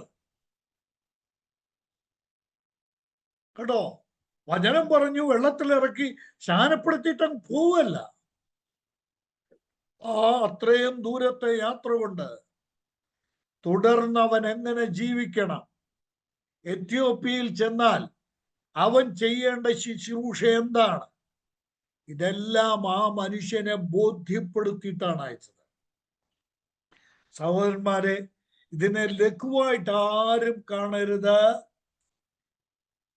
സുവിശേഷം അറിയിക്കണം. 1, 2, പരിപാലനം അനിവാര്യമാണ്. ഇത് കർത്താവ് പഠിപ്പിച്ച ഏറ്റവും വലിയ പ്രായോഗിക പാഠമാണ് ഇത്. പ്രാക്ടിക്കൽ ലെസണാണ്. ഇനിയും ഞാൻ ഈ ഭാഗത്ത് നിന്ന് ഒരു സത്യം കൂടെ പറയട്ടെ. ഒരുപാട് കാര്യങ്ങൾ നമ്മൾക്ക് ഇവിടെ നിന്ന് ചിന്തിക്കാൻ പറ്റും. ഞാൻ അത് ഇപ്പോൾ നിങ്ങളുടെ ചിന്തയ്ക്ക് തന്നെ, നിങ്ങളുടെ സെൽഫ് സ്റ്റഡിക്ക് വേണ്ടി വിടുകയാണ്. ഇവിടെ കർത്താവ് ശിഷ്യന്മാരോട് ചില പാഠങ്ങൾ പഠിപ്പിക്കുകയാണ്. എൻ്റെ ആഹാരം എന്താണ് കർത്താവ് അവരോട് പറഞ്ഞു. രണ്ടാമത് കർത്താവ് പറഞ്ഞു, അധ്വാനിക്കുന്നവൻ അഥവാ വിതയ്ക്കുന്നവൻ ഒരുവനാണ്, കൊയ്യുന്നവൻ വേറൊരുവൻ. അവിടെ മറ്റൊരു വാക്ക്, ഞാൻ ഒരു വലിയ ആത്മീക സന്ദേശം ഇവിടെ ഉണ്ട്, അതുകൂടെ ഒന്ന് സൂചിപ്പിച്ചിട്ട് ഞാൻ മുന്നോട്ട് പോകാം. 38-ാം വാക്യത്തിൽ, നിങ്ങൾ അധ്വാനിച്ചിട്ടില്ലാത്തത് കൊയ്യുവാൻ ഞാൻ നിങ്ങളെ അയച്ചിരിക്കുന്നു. മറ്റുള്ളവർ അധ്വാനിച്ചു, അവരുടെ അധ്വാന ഫലത്തിലേക്ക് നിങ്ങൾ പ്രവേശിച്ചിരിക്കുന്നു. ആ ഒടുവിലത്തെ വാചകം കേട്ടോ, ഒന്ന് നോട്ട് ചെയ്ത് ഒന്ന് ചിന്തിക്കുന്നത് നന്നായിരിക്കും. എന്താ? മറ്റുള്ളവർ അധ്വാനിച്ചു, അവരുടെ അധ്വാന ഫലത്തിലേക്ക് നിങ്ങൾ പ്രവേശിച്ചിരിക്കുന്നു. ഒരു സത്യമല്ലേ ഇത്? നമ്മൾക്ക് വേണ്ടി അധ്വാനിച്ച ഒരുപാട് ദൈവദാസന്മാരുണ്ട്. നമ്മുടെ ഈ ആത്മീയ ജീവിതത്തിൽ ഇന്ന് ഞാനും നിങ്ങളും ഈ വിധത്തിൽ എത്തിയിരിക്കുന്നതിന്റെ പിമ്പിൽ അധ്വാനിച്ച ഒരുപാട് പേരുണ്ട്. നമ്മൾ അവരെ മറക്കരുത്. അവരുടെ അധ്വാനത്തിന്റെ ഫലമാണ് ഇന്ന് നമ്മുടെ ജീവിതവും നമ്മുടെ അനുഭവം. ഇനി വേറൊരു കാര്യം കൂടെ ഇതിനോട് ചേർത്ത് പറയാം. നമ്മൾ ഇന്ന് പ്രവേശിച്ചിരിക്കുന്ന ഈ സ്വസ്ഥതയുടെ അനുഭവം ഉണ്ടല്ലോ, നമ്മൾ ഇന്ന് അനുഭവിക്കുന്ന ഈ ആത്മീക സന്തോഷമുണ്ടല്ലോ, സ്തോത്രം. അവിടെ എഴുതിയിരിക്കുന്ന ആ വചനം ഒന്ന് നോക്കിയേ. മറ്റുള്ളവർ അധ്വാനിച്ചതിന്റെ ഫലത്തിലാണ് നമ്മൾ ഇന്ന് കയറി വന്നിരിക്കുന്നത്.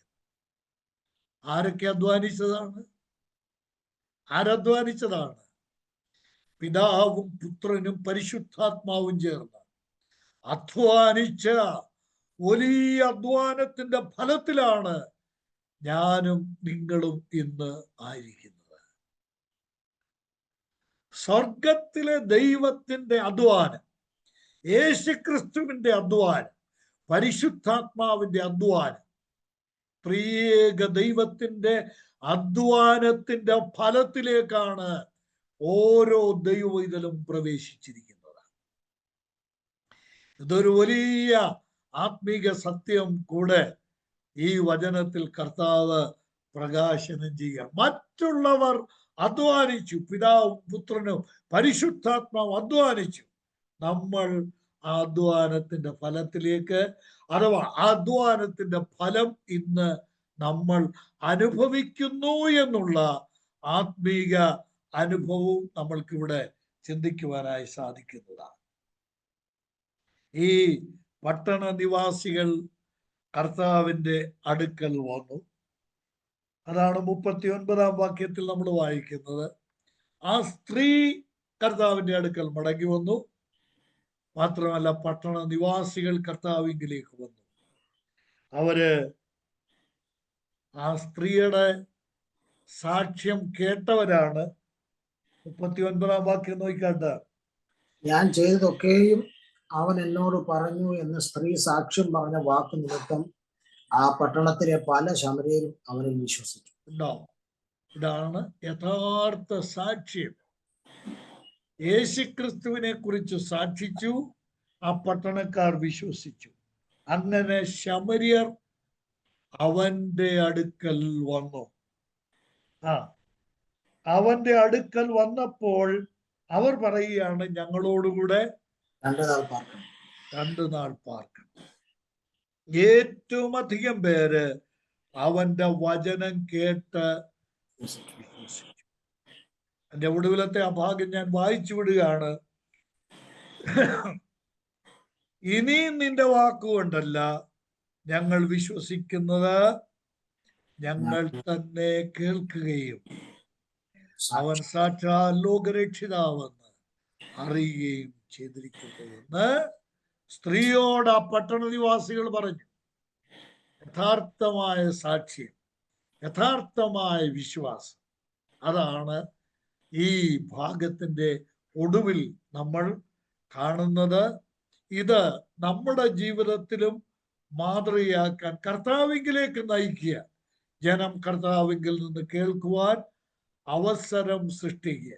ഇന്ന് കർത്താവിങ്കിൽ നിന്ന് കേൾക്കുവാൻ കർത്താവിന്റെ അക്ഷരിക സാന്നിധ്യം ഇവിടെ ഇല്ല, എന്നാൽ കർത്താവിന്റെ വചനം ഇവിടെയുണ്ട്.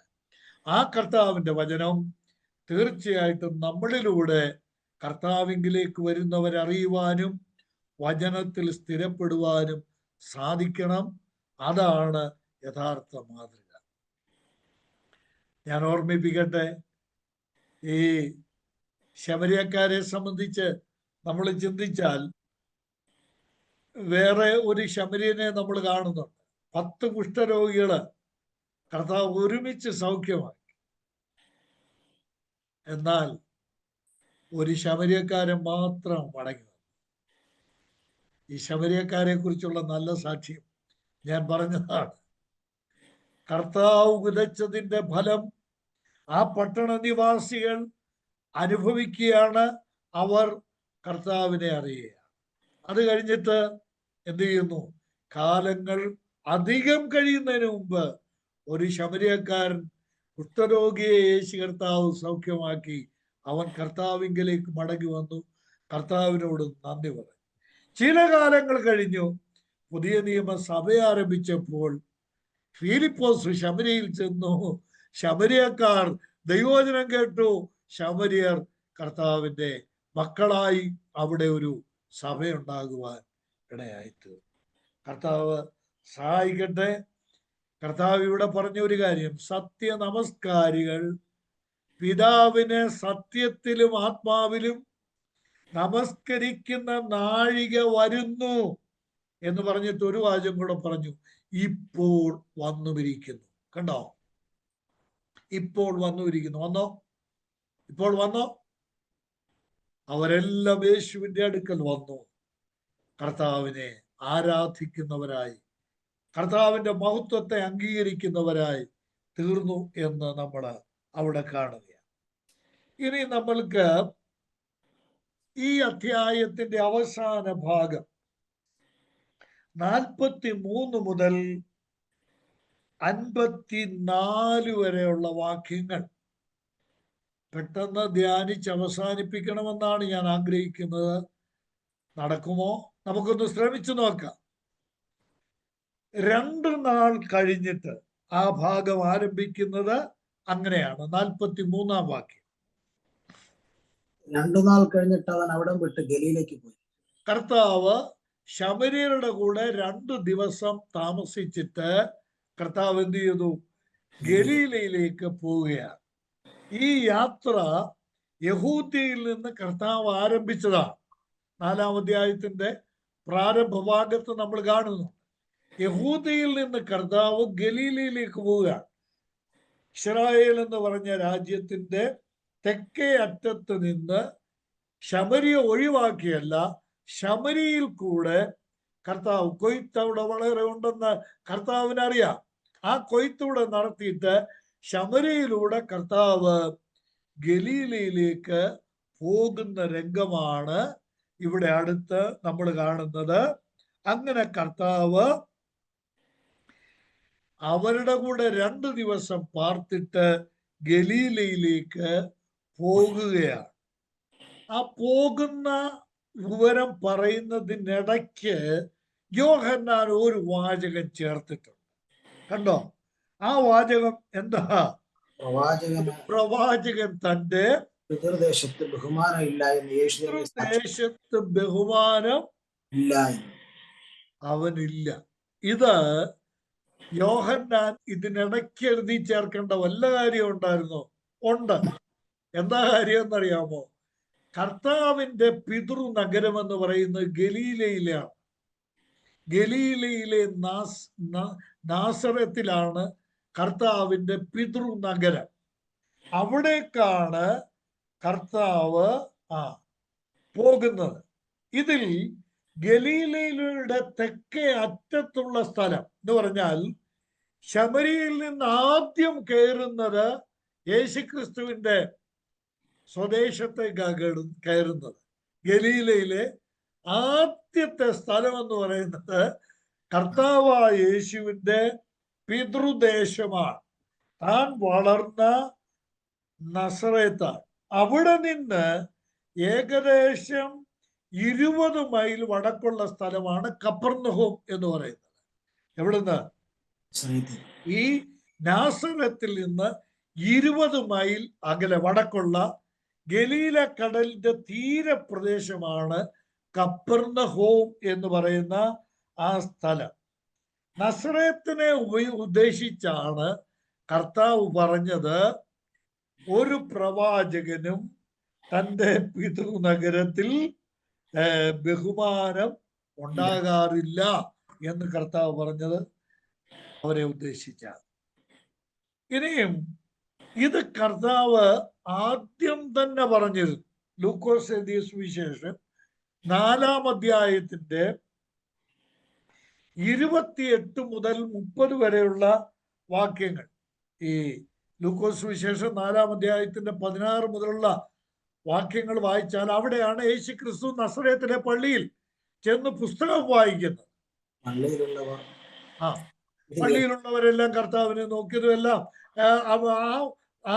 ആ സമയം ദരിദ്രരോട് സുവിശേഷം അറിയിക്കാൻ ദൈവം എന്നെ അഭിഷേകം ചെയ്ത് അയച്ചിരിക്കുന്നു എന്നുള്ള കാര്യമൊക്കെ കർത്താവ് വായിക്കുന്നതും അതേ തുടർന്ന് കർത്താവ് സംസാരിക്കുന്നതും ഈ 4-ാം അധ്യായത്തിന്റെ 16 മുതലുള്ള വാക്യങ്ങളിലാണ്. എന്നാൽ 28 മുതൽ 30 വരെയുള്ള വാക്യങ്ങൾ നോക്കിയേ. 4-ാം അധ്യായത്തിന്റെ 28 മുതൽ. പള്ളിയിലുള്ളവർ ഇത് കേട്ടിട്ട് എല്ലാവരും കോപം നിറഞ്ഞവരായിരുന്നു. കർത്താവിന്റെ വാക്കുകൾ, കർത്താവ് ആ വചനത്തെ അധികരിച്ച് ചില കാര്യങ്ങൾ കർത്താവ് പറഞ്ഞപ്പോൾ, ഏലിയാവിന്റെ കാലത്തെ കാര്യവും മറ്റും കർത്താവ് പറഞ്ഞപ്പോൾ ഇത് കേട്ടവർ എന്ത് ചെയ്തു?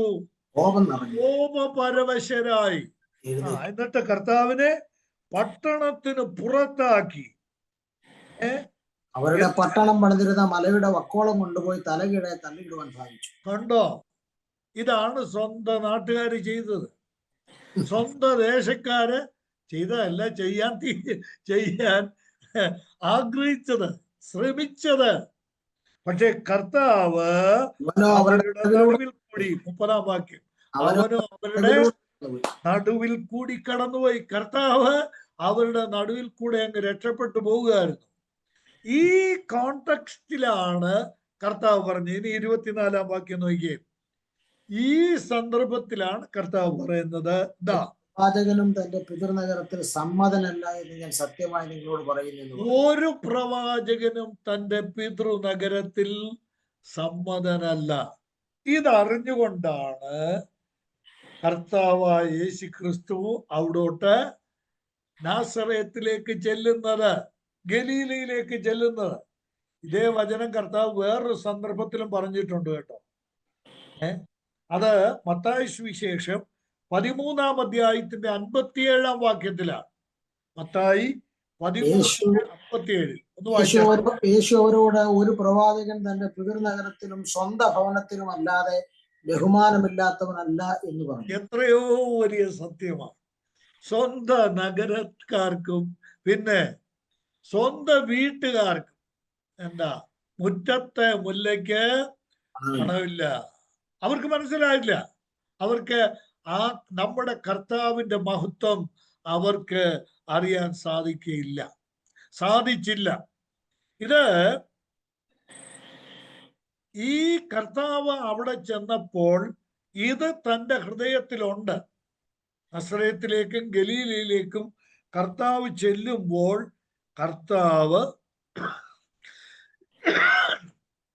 കർത്താവിന്റെ മനസ്സിൽ ഇതുണ്ട്. അത് മനസ്സിൽ വെച്ചുകൊണ്ട് ചെന്ന കർത്താവ്, ഇനി നമുക്ക് 4-ാം അധ്യായത്തിലേക്ക് മടങ്ങി വരാം. 46-ാം വാക്യത്തിൽ താൻ വെള്ളം വീഞ്ഞാക്കിയ ഗലീലയിലെ കാനാവിൽ കർത്താവ്, താൻ ആദ്യത്തെ അത്ഭുതം ചെയ്ത സ്ഥലത്ത് ഗലീലയിലെ കാനാവിൽ കർത്താവ് ചെല്ലുക.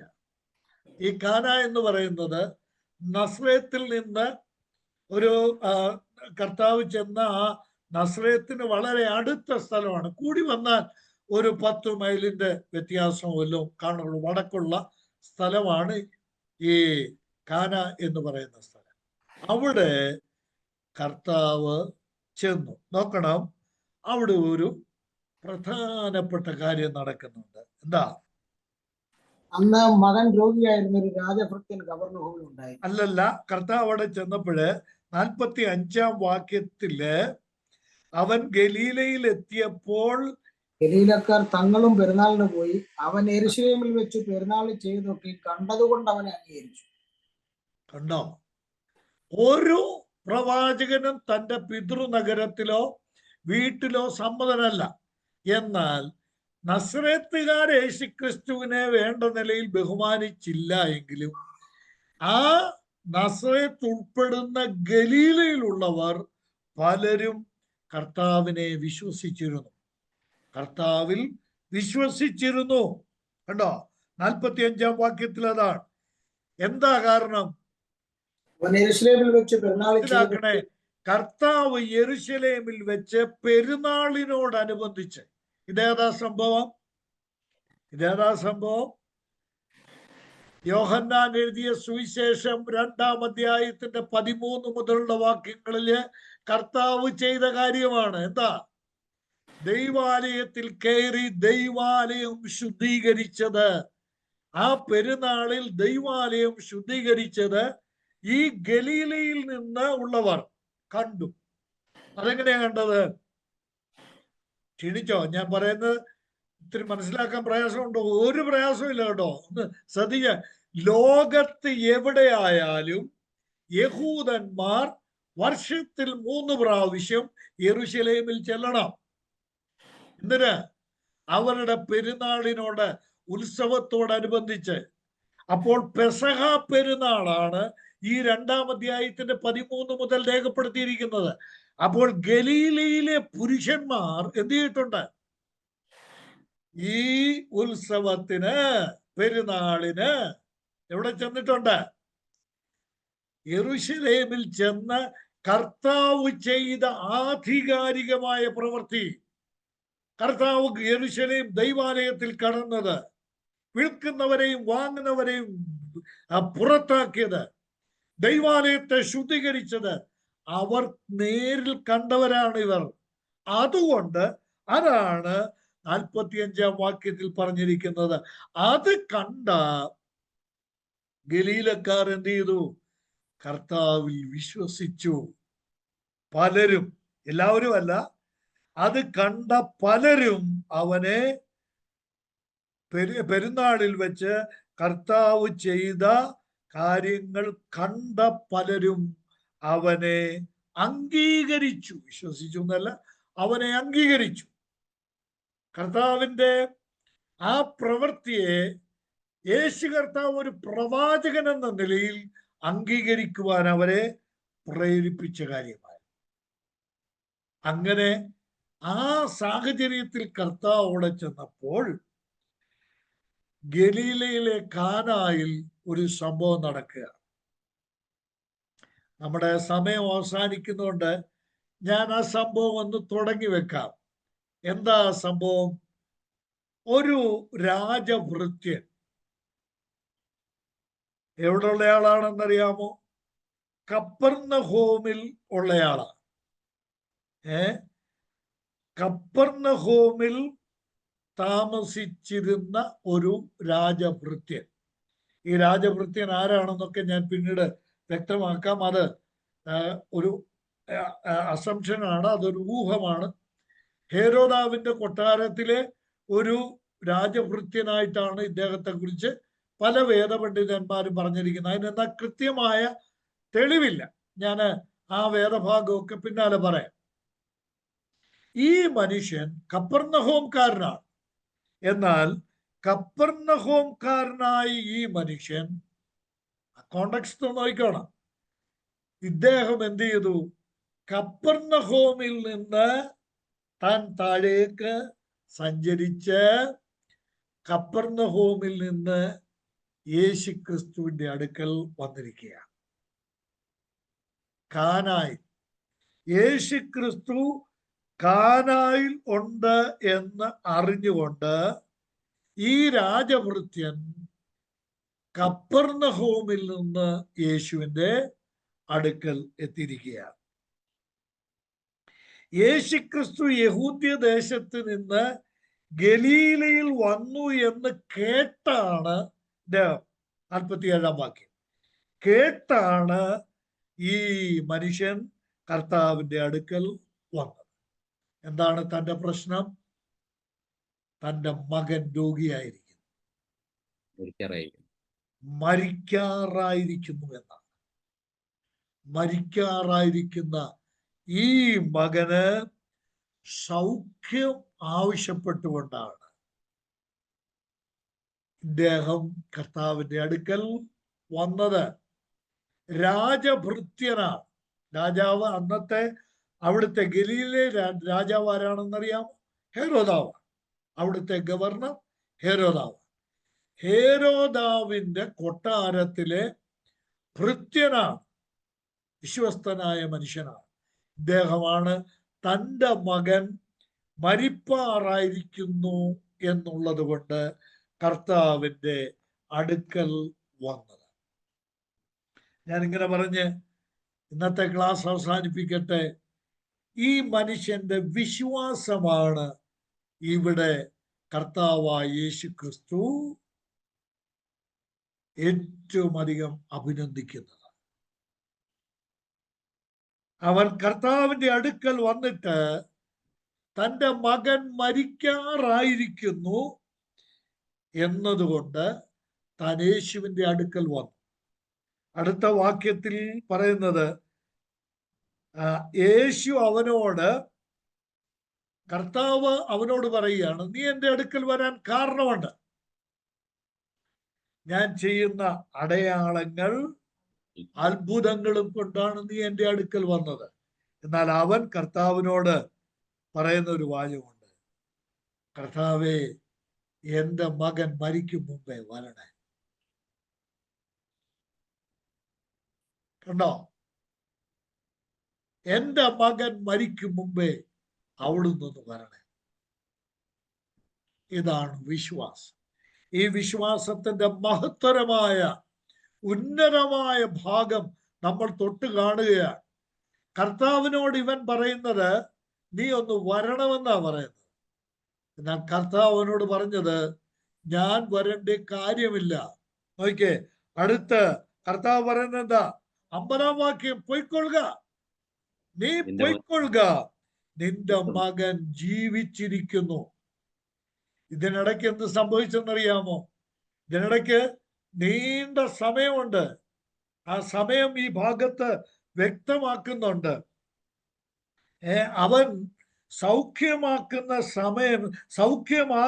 സമയം ഈ രാജഭൃത്യൻ തന്റെ വേലക്കാരോട് ചോദിച്ചപ്പോൾ 52-ാം വാക്യം നോക്കിയേ, അവന് ഭേദം വന്ന നാഴിക അവരോട് ചോദിച്ചതിന് അവർ അവന് ഇന്നലെ 7 മണിക്ക്. അപ്പോൾ പിറ്റേ ദിവസമാണ് യേശുവിന്റെ അടുക്കൽ നിന്ന് നടന്ന് ഇത്രയും മൈല് താണ്ടി ഈ മനുഷ്യൻ തന്റെ വീട്ടിലോട്ട് ചെല്ലുന്നത്. ആ വീട്ടിലോട്ട് ചെല്ലുമ്പോഴാണ് ആ വീട്ടിലെ വേലക്കാര് ഇദ്ദേഹത്തിന്റെ അടുക്കലേക്ക് വരികയാണ്. വന്നപ്പോൾ പറഞ്ഞു, മകന് സൗഖ്യമായി. മകന് സൗഖ്യമായെന്നല്ല കേട്ടോ, മകൻ ജീവിച്ചിരിക്കുന്നു. അപ്പോൾ ഇതിനിടയ്ക്ക് എന്ത് സംഭവിച്ചു കാണും? മരിപ്പാറായിരിക്കുന്നു എന്നാണ് ഇവൻ യേശുവിനോട് പറഞ്ഞത്. കർത്താവിനോട് പറഞ്ഞ മറുപടി നിന്റെ മകന് സൗഖ്യമായി എന്നല്ല, നിന്റെ മകൻ ജീവിച്ചിരിക്കുന്നു എന്നാണ് പറഞ്ഞത്. ഇനിയും ഈ വേലക്കാരി ഈ രാജഭൃത്യനോട് പറഞ്ഞു, എന്താ? നിന്റെ മകന് സൗഖ്യമായി എന്നല്ല, പിന്നെ ജീവിച്ചിരിക്കുന്നു എന്ന് പറഞ്ഞാൽ ഏകദേശം മരിച്ച അവസ്ഥയിലായിരുന്ന ആ മകൻ ജീവിച്ചു, അവന് സൗഖ്യം വന്നു. ആ ഭാഗം നിങ്ങളൊന്ന് നോക്കിയേ. അവിടെ എഴുതിയിരിക്കുന്ന ഇന്നലെ 7 മണിക്ക്. ഇന്നലെ 7 മണി എന്ന് പറഞ്ഞ ഏതാണെന്നറിയാമോ സമയം? യഹൂദന്മാരുടെ കണക്കനുസരിച്ച് 6-ാം മണി നേരം എന്ന് പറയുന്ന ഉച്ചയ്ക്ക് 12 മണിയാണ്. അപ്പൊ 7 മണി എന്ന് പറഞ്ഞാൽ ഉച്ച തിരിഞ്ഞ് 1 മണിക്ക്. ആ സമയത്താണ് കർത്താവ് പറഞ്ഞത് നിന്റെ മകൻ ജീവിച്ചിരിക്കുന്നു എന്ന്. കർത്താവ് പറഞ്ഞ ആ സമയത്ത്, സ്തോത്രം, ആ മനുഷ്യന്റെ വിശ്വാസവും ദൈവത്തിന്റെ പ്രവൃത്തിയും ഞാനൊന്ന് പറഞ്ഞ് നിർത്താൻ കേട്ടോ. എന്താ മനുഷ്യന്റെ വിശ്വാസം? പോയിക്കൊള്ളാൻ പറഞ്ഞപ്പോ കർത്താവ് നീ വന്നേ പറ്റൂ, നീ വന്നെങ്കിലേ എന്റെ മകന് വിടുതൽ കിട്ടുള്ളൂ. ഇല്ല, അവൻ കർത്താവ് പറഞ്ഞ ആ വാക്ക് കേട്ട് നിന്റെ മകൻ ജീവിച്ചിരിക്കുന്നു എന്ന് പറഞ്ഞപ്പോൾ 50-ാം വാക്യത്തിന്റെ ഒടുവിലത്തെ വാചകം, യേശു പറഞ്ഞ വാക്ക് വിശ്വസിച്ച് ആ മനുഷ്യൻ പോയി. കേട്ടോ, ഞാൻ ഇന്ന് എൻ്റെ ഈ ക്ലാസ്സിൽ സംബന്ധിക്കുന്ന എൻ്റെ പ്രിയ സഹോദരങ്ങളോട് ചോദിക്കട്ടെ, യേശുവിന്റെ വാക്കിൽ നിങ്ങൾക്ക് വിശ്വാസമുണ്ടോ? കർത്താവിന്റെ വാക്ക് നിങ്ങൾ വിശ്വസിക്കുന്നുവോ? നോക്കണം. അടുത്ത അവിടെ കാണുന്നത്, കർത്താവ് പറഞ്ഞ ആ നാഴികയിൽ തന്നെ അവൻ നോക്കിയപ്പോൾ, അവൻ ചോദിച്ചറിഞ്ഞ സമയം വെച്ച് നോക്കിയപ്പോ ഉച്ച തിരിഞ്ഞ് 1 മണിക്കാ കർത്താവ് പറഞ്ഞത് നിന്റെ മകൻ ജീവിച്ചിരിക്കുന്നു. ഉച്ച തിരിഞ്ഞ് 1 മണിക്ക് എൻ്റെ കർത്താവിന്റെ വാക്കിന്റെ പ്രവൃത്തി അവന്റെ വീട്ടിൽ ഇത്രയും മൈലുകൾക്കപ്പുറത്ത്. സ്തോത്രം. വിശ്വാസത്തിന്റെ പ്രവൃത്തിക്ക് ദൂരം അഥവാ അകലം ഒരു വിഷയമല്ല. ആമേൻ. സ്തോത്രം. ദൈവത്തിന്റെ പ്രവൃത്തിക്ക് ആ മനുഷ്യന്റെ വിശ്വാസമുണ്ടല്ലോ, നമ്മുടെ ജീവിതത്തിൽ വ്യാപരിക്കട്ടെ. ഒടുവിൽ നമ്മൾ കാണുന്നത് ആ 53-ാം വാക്യം, അവൻ മാത്രമല്ല അവനും താനും കുടുംബമൊക്കെയും കർത്താവിൽ വിശ്വസിച്ചു. സ്തോത്രം. ഞാൻ ഇന്ന് രാത്രി പറയട്ടെ, വിശ്വാസത്തിന് അസാധ്യമായിട്ടൊന്നുമില്ല. വിശ്വാസത്തിന്റെ മുമ്പിൽ ദൈവത്തിന്റെ പ്രവൃത്തി വെളിപ്പെടും. കർത്താവിന്റെ വാക്ക്, അവിടെയാണ് വിഷയം. കർത്താവിന്റെ വചനത്തിൽ വിശ്വസിച്ചാൽ അകലമൊരു വിഷയമല്ല. 2, സമയം. അത് കൃത്യസമയത്ത് കർത്താവ് പറയുന്ന സമയത്ത് അത് നടന്നിരിക്കും. 3, ഞാനൊരു വലിയ സത്യം പറയട്ടെ, ഇന്ന് നമ്മൾ ഭൂമിയിലും നമ്മുടെ കർത്താവ് സ്വർഗത്തിലുമാണ്. എത്ര മൈലകലെയാണ്? 1000 കോടി ഗോളങ്ങൾക്കകലെയാണ് സ്വർഗം. ആ സ്വർഗത്തിലിരിക്കുന്ന കർത്താവിന്റെ വാക്ക് ഇങ്ങീ ഭൂമിയിൽ ഇരിക്കുന്ന ഒരു വ്യക്തി അനുസരിക്കുമ്പോൾ സ്വർഗത്തിലെ അത്രയും ദൂരത്തിരിക്കുന്ന നമ്മുടെ കർത്താവിന്റെ അത്ഭുതത്തിന്റെ ശക്തി അവനിൽ വ്യാപരിക്കുകയാണ്, അവനെ രൂപാന്തരപ്പെടുത്തുകയാണ്.